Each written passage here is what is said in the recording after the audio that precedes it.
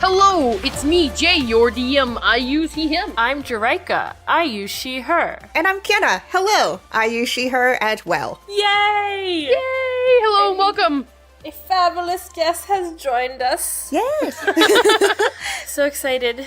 Thanks for having So me. for our audience who may not know who Kienna is, in brief, in tweet form, how would you introduce yourself? I like to say that I'm a person, a nerd, who plays and creates RPG content all over the internet almost every day of the week. Most people see me on Twitch live streams doing tabletop role-playing games, but also sometimes write games or write theoretical stuff. I kind of just am in the community. That is awesome. You sound like you keep yourself very busy. Yeah, I do, yep. Well, work-life balance is something we definitely know a little bit about here on the show. Okay, so we have a ton of interesting questions, and so let's just dive right in. Let's really get into the deep end on this. Sounds good. Now, Kienna, I know that you play a lot of different games weekly. You play in a Dungeon World game, you play in a Lady Blackbird game, you play in Cypher System, and Pulp Cthulhu, but you also play a Dragonlance D&D 5e game. Mm-hmm. How did you get into D&D?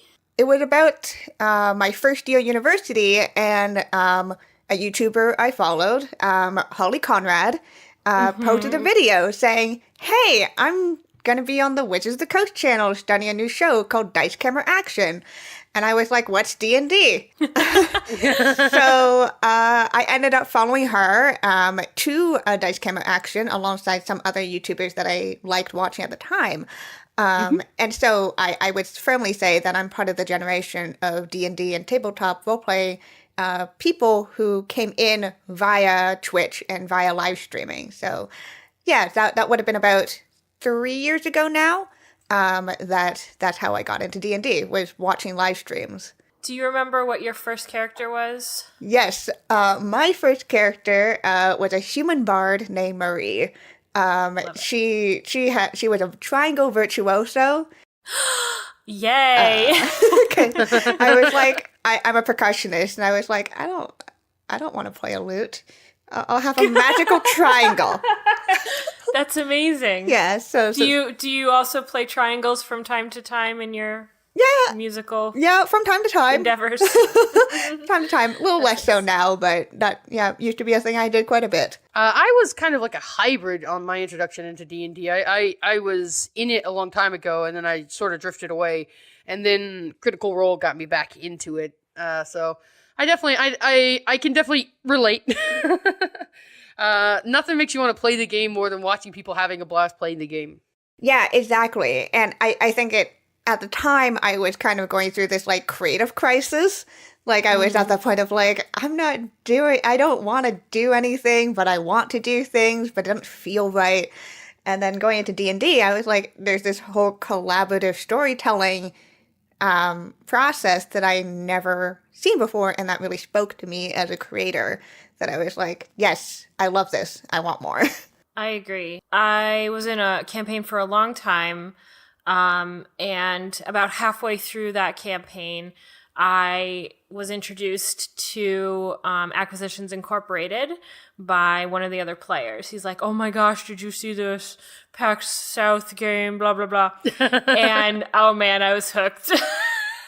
I watched that. I watched like 5 previous games, and then like it just devolved from there. So I think without having found Acquisitions Incorporated, I might have just petered off in my interest. I mean, you play a lot more than D&D, so what was it that made you decide to kind of branch out like that? So I did D&D for a solid about a year, almost exclusively D&D.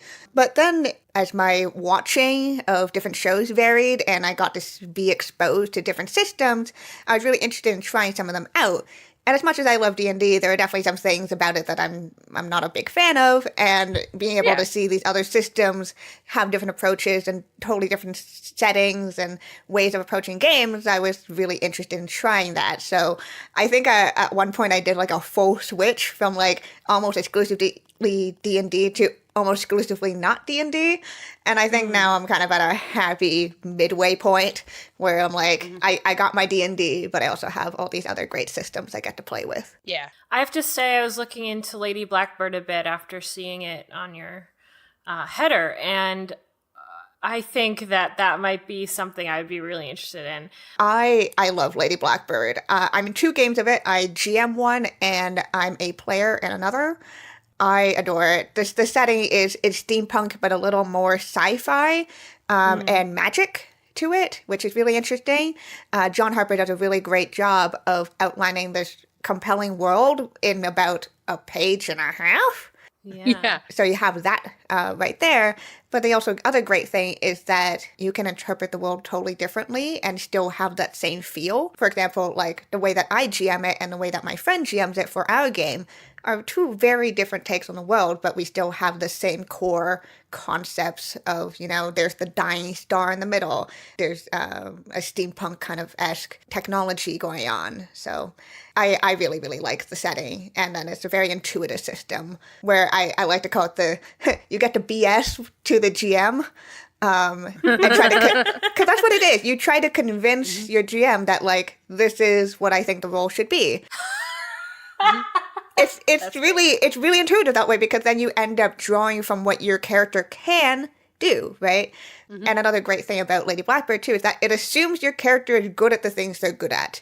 The only time you roll is when there's an obstacle in the way, where something would get in your way or would make it more complicated. So I like that a lot. And I think that's something that DMs can take away from that system to D&D if they want to go back to playing that. A lot of what I like about playing other systems is even when I go back to D&D, I've learned things from these other systems that make me better as a DM. Oh yeah, for sure. And it makes you feel a lot better as a character where you're like, yes, this character's good at, punching things. I don't think I need a roll to, like, just punch something, but I would need to make a roll if I wanted to, like, punch out a window. Like, that makes a little more sense.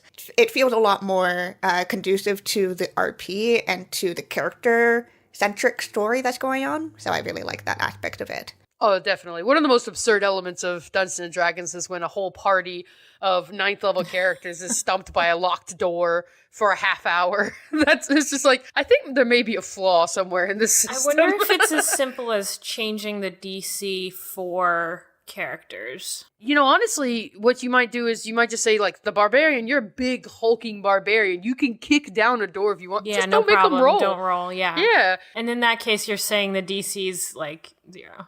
Yeah, the DC is less than their modifier. Exactly. There's no failure state for. I mean, a barbarian kicking down a door is something that, like, real people do this. Like, we don't need superhuman abilities to kick down a door. It might be different if they're, like, smashing down an iron giant door or something like that. But yeah, I find it very, very silly when things like Critical Role, they have this recurring enemy is doors because they just can't get through doors. Obviously, we've talked about you being busy already. You're working on your thesis right now, as well as all this D&D that you're doing? And when we say all this live play, we mean 6 days a week. Yeah. So I'm an undergrad student. I'm in my final month of my degree, which is terrifying and exciting at the same time. Congratulations, though! Thank you! But yes, so a core part of my degree is that in our 4th year, we do a thesis, or what we call a senior honors project. I just call it a thesis because it's easier, and people get that. Much easier, and also way less characters for a tweet. It's a little inside baseball, They're not going to really be able to pick up on that as easily as just saying thesis. Everybody gets thesis. Yes. So I'm doing a thesis as part of my thing, and it's related to live streaming and Dungeons and Dragons, because I might as well do my projects on something that I do almost anytime I'm not at school. So your thesis is about what impact audience chat has on streamed D&D and other TTRPGs. What would you say the most interesting finding you've had in your research so far? So to give a little background on how I've been approaching this, so I'm looking at how how audience impacts the story that's being told in these games, and particularly how they impact that collaborative storytelling process that is so inherent to tabletop role-playing games. So I've been watching a bunch of shows, and I've been interviewing people from those shows, from production to cast members to audience, to kind of gauge, what do people like and don't like about audience interaction? How do they think audience impacts the story? What role do they think the audience plays in that collaborative storytelling process? So it's been really fascinating. And I think an interesting pattern that I've been noticing is that everyone's been saying there is no right way to do it. Like, there is no singular right way to do it, but there are certain ways that work better for certain kinds of stories and certain kinds of interactions. So I think that's been really interesting, because I think a lot of our thinking around audience interaction is, what's the best way to do it, period. And I'm like, and I've kind of realized that's not really the right question or answer, really. It's not what's the best approach in general. I think it's more what's the best approach if you're going for certain things. And so my project has kind of changed scope, and it's a lot more presenting the theories behind audience interaction and the collaborative storytelling process and how audience fits in, rather than, telling you the best way to do something, if that makes sense. Definitely. I personally, as a shadow counselor and fan of the C team, I think that, there's different ways that Penny Arcade lets you interact with their stream, and some of that is, donating for certain things. Some of that is just, chatting or whatever. And now they have a system where the emotes that occur in chat will be shown to the cast. There are votes. And as the Shadow Council in the game has become more antagonistic to the main party, I've felt different things than when they weren't antagonistic to the party. Right. So I think there's a lot of me, and that's just one show. So I'm sure that, all the shows you've been looking at have really interesting different ways that they approach this really specific thing. Yeah. I think that's the other thing too, is I very specifically looked for different models of audience interaction so that I could get a very wide range of perspectives. And yeah, again, it's very interesting. They're like, our approach works for what we do and what our games and stories are, but it's not going to work for everybody, and that's perfectly fine. There's really not much work done on this in general, either in the community or in academia. So, there's actually no academic work on Twitch live streaming audience impacts at all. So, undergrad thesis doing groundbreaking work, ? Nice. Hey, so but that's really exciting and kind of intimidating to sort of approach a new topic and have to really sort of pave the ground that you're walking on. Oh God, yeah. You're laying down the tracks in front of the train, so to speak. Yeah, that's kind of what it is. And also the other factor of it is that because there is no academic work on it, I'm having to apply other theories to it, and kind of just mush them together and hope that they cohesively work. So that's kind of where it's at. But it's been a really interesting process, and it's been really fascinating to examine this aspect of Twitch live streaming, because I think it's super valuable, and I think it's it's a super unique aspect of live streaming these games. And I think the better understanding we have of it as a community, the better we can approach live streaming, the better we can make our games more collaborative and better storytelling experiences, not just for the DMs and the players, but also for the audience. Okay, so do you have any activities you do for fun besides RPGs? Not as much as I used to. Yeah, that seems to be the way. Yeah, but, I watch a lot of YouTube videos, mostly video game Let's Plays, because those are usually funny, and just something else to do. I do play video games. I'm currently on a Stardew Valley and Slime Rancher binge right now. Oh, yeah! I love Stardew. Yeah, just cute farming games. There's very very relaxing and just a nice break from any of the stress I have in my life. So yeah, and Holly has a Stardew Let's Play too. yeah, exactly. Yes. Getting back to that origin. Yeah. Stardew's great. It's just a great way to unwind after. I get a little anxious about using my days properly, which I think is against the spirit of the game. But I mean, it kind of does pressure you to like resource manage. And time is your major resource. Yeah, exactly. And I play co-op with some friends of mine, and oh, that's awesome. I'm usually the one who goes into the mines. Which means we'll use them on Discord voice chat, and I'll just be saying, "Give me a ladder, give me a ladder." Someone run me a ladder. It's like 7 p.m. Co-op seems like the ultimate way to play because then you can sort of divvy up those tasks that are time sensitive. Because I know some of the bundles require certain fish, and you can only catch at certain times of the year. So it's like, oh my gosh, I can't do this. I hate the fishing minigame. Yeah. Oh god. Yeah. My other friend does all the fishing, and I'm like, good. You be a fish. See, that's person. what I need. I need somebody to do the fishing, and I need somebody to water the crops. Yeah, basically. I just go into the mines and I smash things. That's it. That's the ideal life in Stardew Valley. Yeah, it's not the farming, it's the mining, clearly. Getting back on topic a little bit.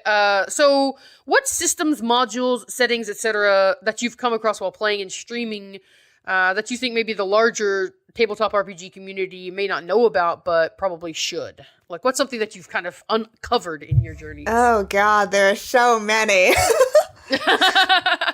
That's the correct answer. Yeah, I'm blessed to have a lot of friends who are game designers, who would do a lot of indie tabletop games, and I've been very blessed to be able to play them as well.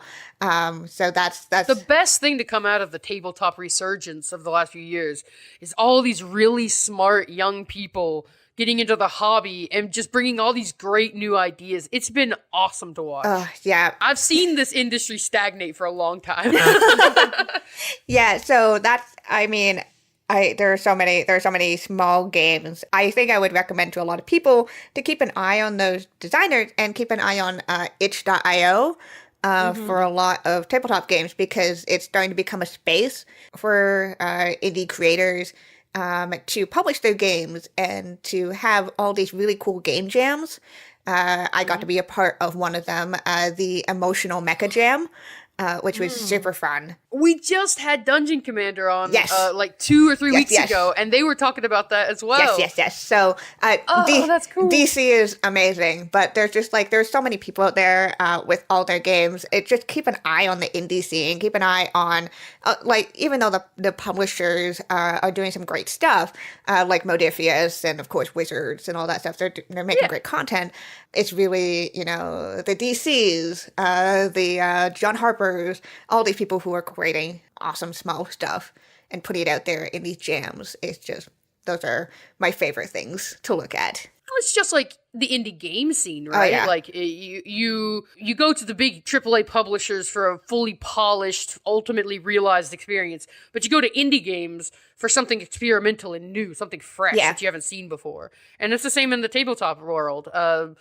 Smaller creators are able to do riskier projects that maybe appeal to a smaller niche because they don't need the huge numbers of a major publisher to succeed. Yeah, for sure. Oh, there's one that I played recently that I really enjoyed. Alex Roberts, or Muscular Pikachu,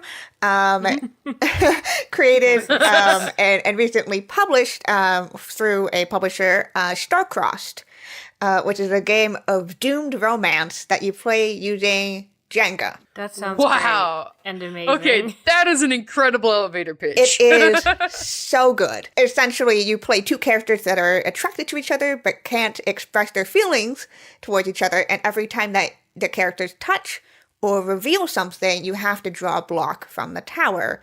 The more blocks you're able to pull, the closer to a better ending you get. But if the tower falls before the 8 scenes are done, you have to confess your feelings and then pick out what ending happened. But if I'm getting chill. But if you get that sounds so tense. Yeah, and if you get to the end of the 8 scenes and the tower's still standing, your characters never confess their feelings to each other, and you have to narrate how they eventually drifted apart. So you not only have to avoid the tower fall, you also have to encourage the tower to fall at the end. It's gotta be a well-timed Jenga game. Oh, that's so Like if scary. you only pull like 5 to 6 blocks before the tower falls, then it's like your romance is too intense, and like eventually very quickly falls apart. Yeah, because you haven't revealed enough about yourselves. The mechanics are speaking to the narrative. Yeah, exactly. That's awesome. I've the couple times I've played it, the first time I played it, we got to about 20 blocks pulled, and then like we were like near the end scene, and my fellow player knocked the tower over. I was like, screw it. My character kisses yours. I'm like, oh. But it's a very fascinating 2-player game, and I freaking love it, because also there's not a ton of games out there that really delve into romance in a way that is comfortable for everybody, and that is compelling. And I think Starcross does it so well. I'm gonna segue into comfortable gaming. Yes. I know that you are a big proponent of safety tools. Yes. I'm wondering if you could speak a little bit about that. Yeah, so people may also know me as the creator of the Safety Tools Quick Reference Guide for streaming. So it's a quick reference guide that goes over different safety tools for before, during, and after the game to make sure that your games are safe and fun for everybody. Because no matter what happens to the characters, the players should still feel safe during the experience. So sometimes within games, you may have content that may make a player or GM uncomfortable for whatever reason. And safety tools are there to help prevent hurt and help prevent discomfort coming from games. There's a whole variety of safety tools out there, but there's no really compiled place for them, so I created the guide for that. We use the XNO card system that's mentioned in the guide in our small folk games. That's the, I think, the most prevalent one, the XNO system, with the X card being created by, I'm going to butcher his name, John Staphopoulos. He's a pretty awesome guy. It's one of those things where you would have them at the table and you make sure that your players know they're there. You may never have to use them, but I make the metaphor that safety tools are like the safety net at a circus act. Yeah. Ideally, you will never have to use them because you'll pull off everything perfectly fine. Everyone will have a blast, and there's no risk of hurting anybody.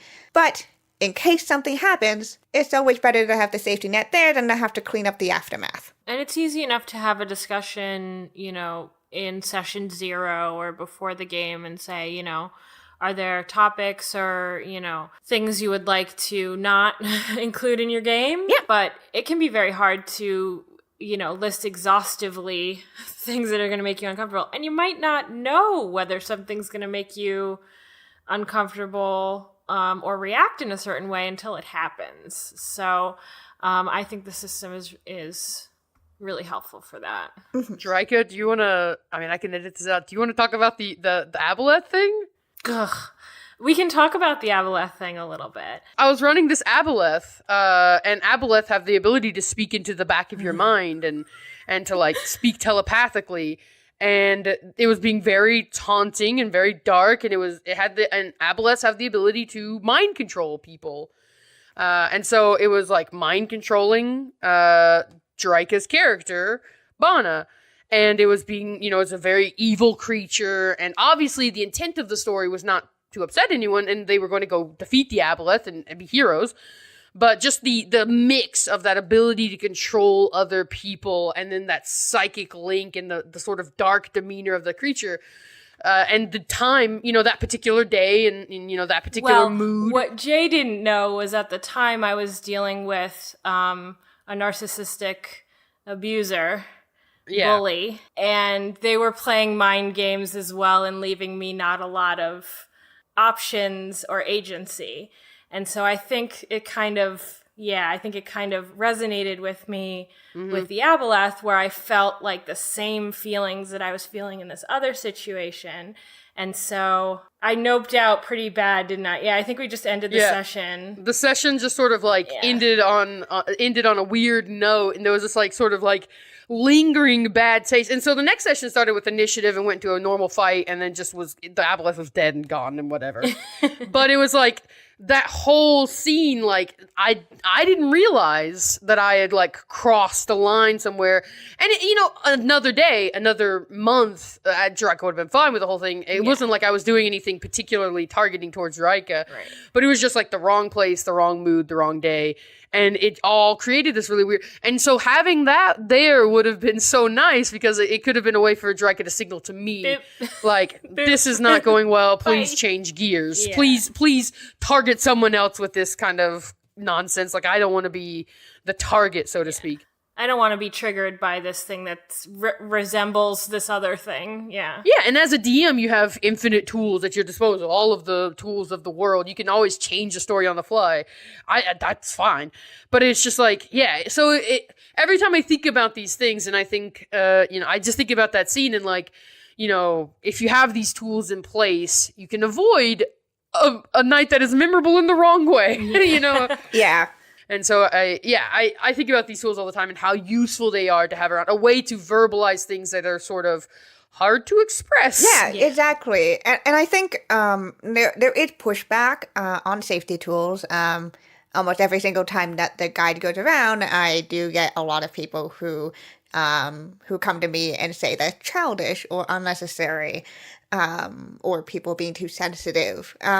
Because, you should just be able to talk like adults and talk it out. And I'm like, sure, yes. In a perfect world. That communication should exist. But, sometimes people aren't comfortable in the moment to say something.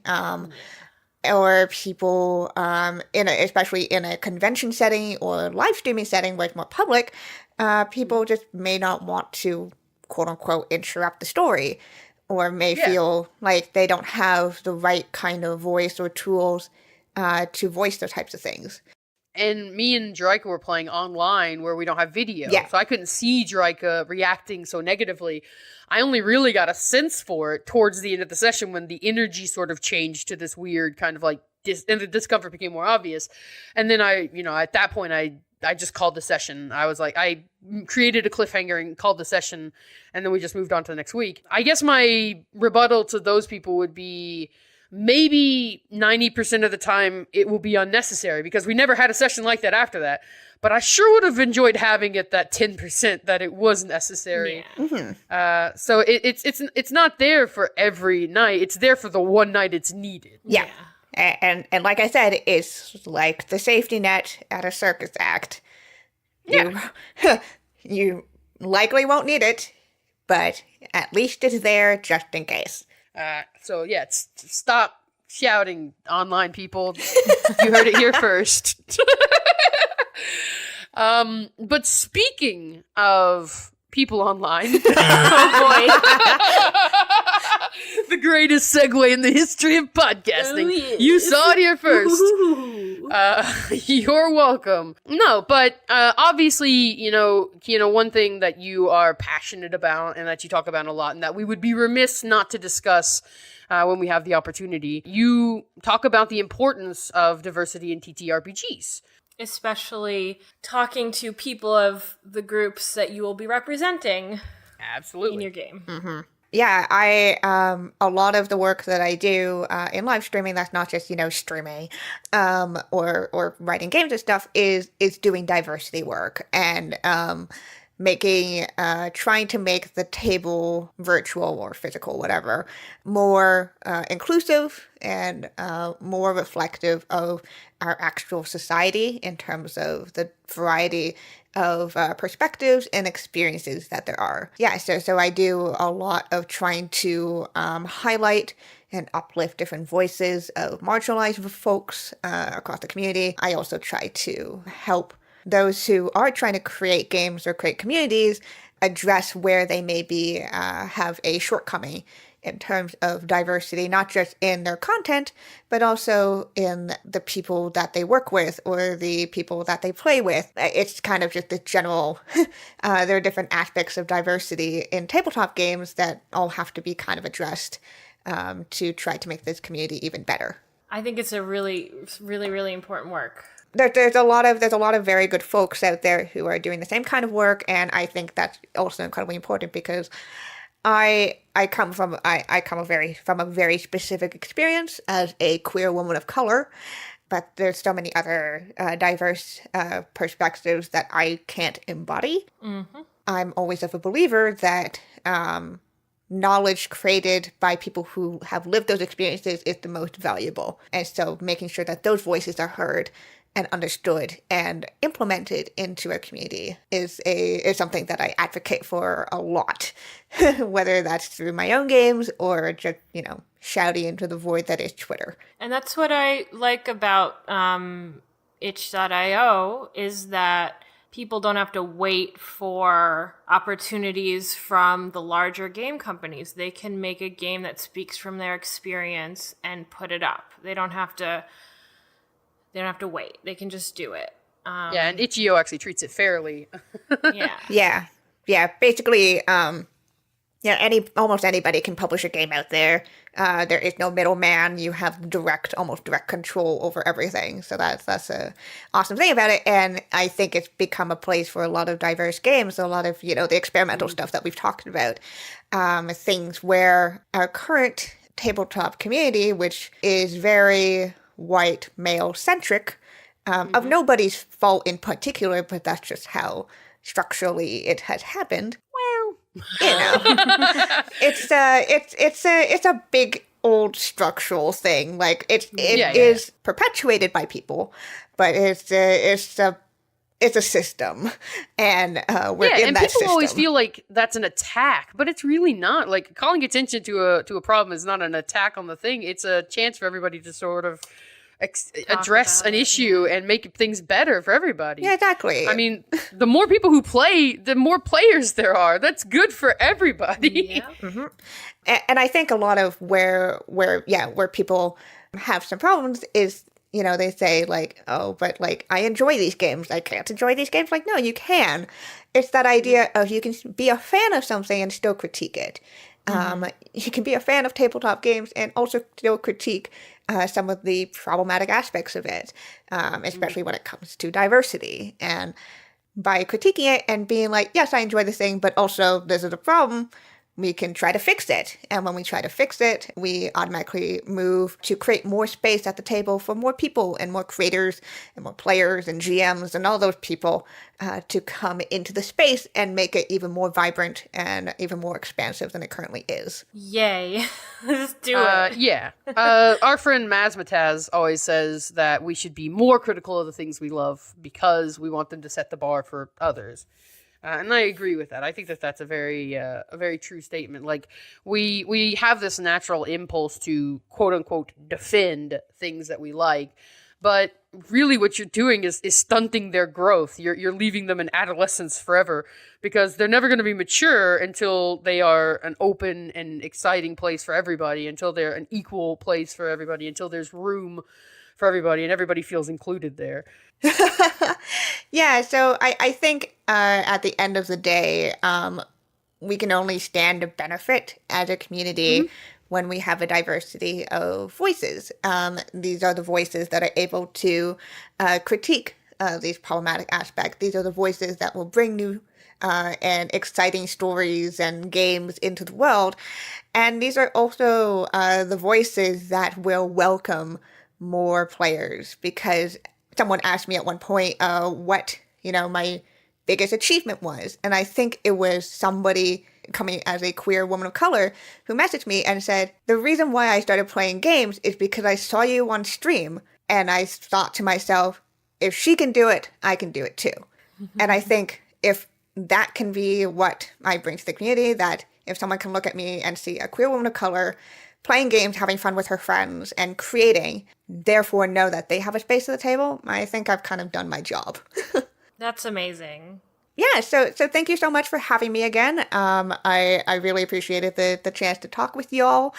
I'm Kienna. You can find me over on Twitter at Kienna S. Best way to figure out what I'm doing, because I'm over the internet playing role-playing games almost every day of the week. I do have a header that has all of my shows there, so that's pretty easy, quick reference thing. But the big thing I will plug is that, yes, I have a thesis that's going on, and it will be published around mid-April, first for my grades, and then to the public. So keep an eye out on my Twitter for that, as, all of that material will be public, because I'm a big believer that all information and material should be accessible to everybody, so that everyone can use it, and can make the community a better place. Thank you so much for everything that you have done for the community. We really appreciate you.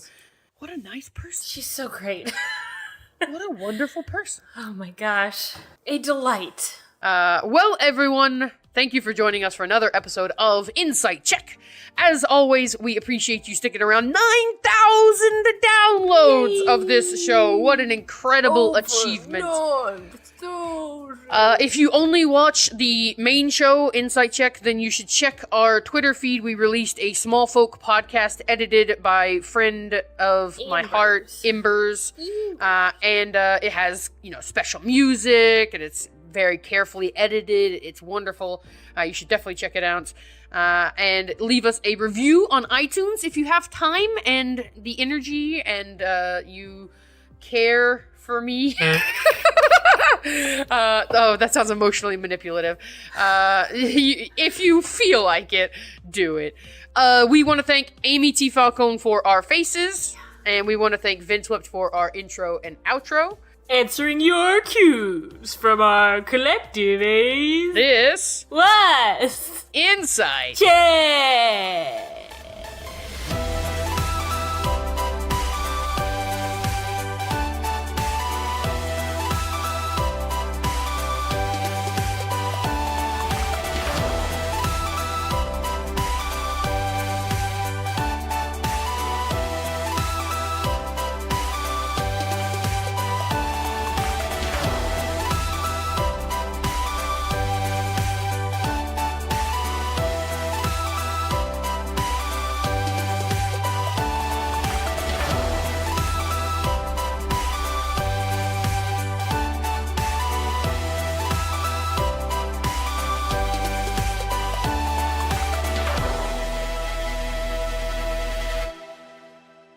Are there any specific activities that you do for fun? Well, no, that's not the way that you say that sentence. Goodness gracious. That's okay. I could just delete it. I could just remove it. This is all gone already. We've edited it all out. Don't worry. We have a very laid back way. If you have to do a retake or whatever, you can. I edit this podcast, so it's going to be cleaned up before it thoroughly Yeah. edited. I remove all of everything I say. No.